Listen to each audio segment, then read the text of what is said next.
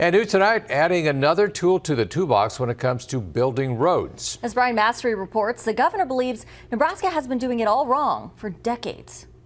I believe we've really missed the boat as a state. Governor Jim Pillen going on the mic this afternoon in a legislative committee.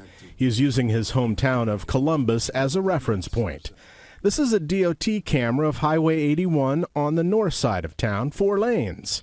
He's critical of the process Nebraska uses for funding highway construction, pointing out the problems on the east side of Columbus with Highway 30 to Fremont. Personally, Suzanne and I moved back from Kansas State in 1983, and guess what? The 4-lane expansion started that year in 1983 on the east end of Columbus, and we're still not connected to Fremont on 4-lane. And my math says that's 40 years. Right now, construction projects stall for one of 4 reasons: funding, permitting, design, local political issues, according to the experts. By offering highway bonds not to exceed $450 million, the governor looks to eliminate one of those stall factors, the funding part. It's making progress. 2 years ago, the Associated General Contractors of Nebraska opposed a similar bill.